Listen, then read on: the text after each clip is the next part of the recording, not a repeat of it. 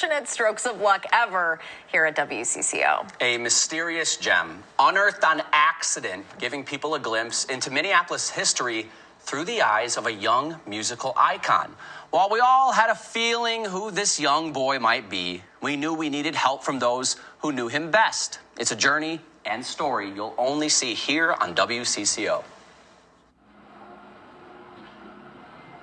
Deep in the WCCO film archives are hundreds, if not thousands, of opportunities to travel back in time.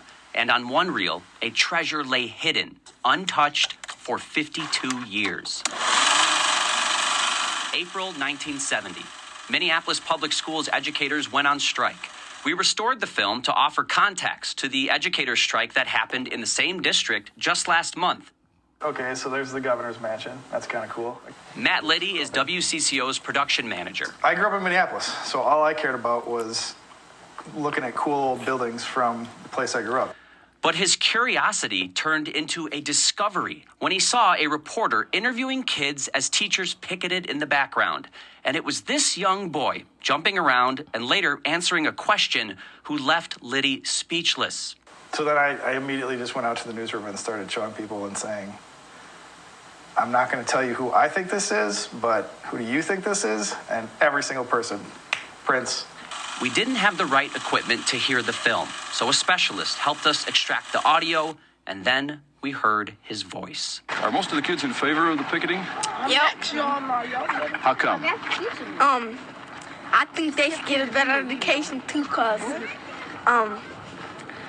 and I think they should get some more money, cause they be working extra hours for us and all that stuff. Our excitement was palpable, but We did not get him saying, I'm Prince Nelson.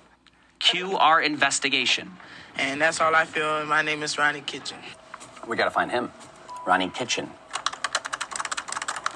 Surely he could confirm our quest. Hi, this message is for Ronnie Kitchen. But the phone numbers and addresses we found were dead ends. You hear something in the background, but there's no one there. How about a picture? A yearbook photo showing Prince as a fifth grader popped up online. He would have been 10 or 11 in this picture, and he would have been 11 during the strike, which is when that interview happened. We needed an expert.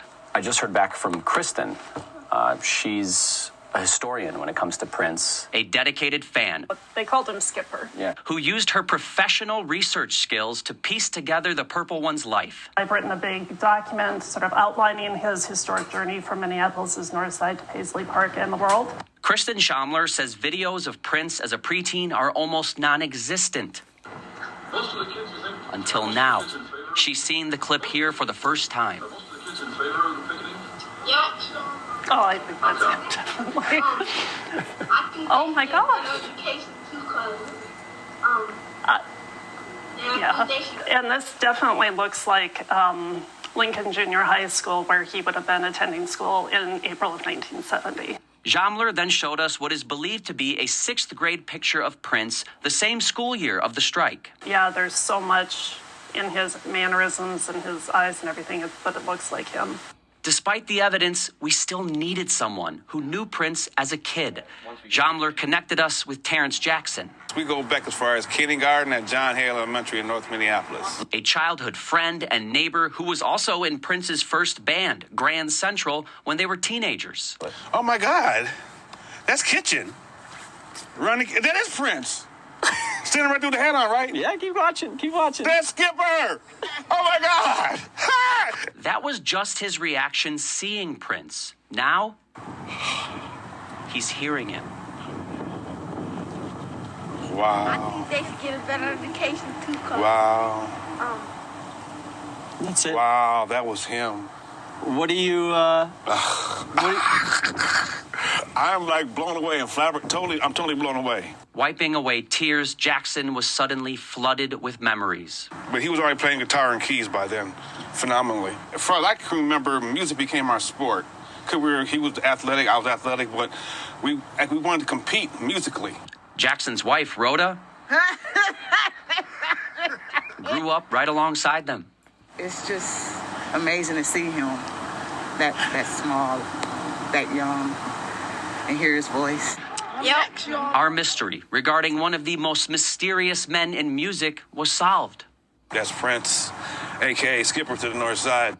And I think just seeing Prince as a young child in his neighborhood school, you know, it helps really ground him to that Minneapolis connection. Just a young city kid years before he put his city and its sound on the map.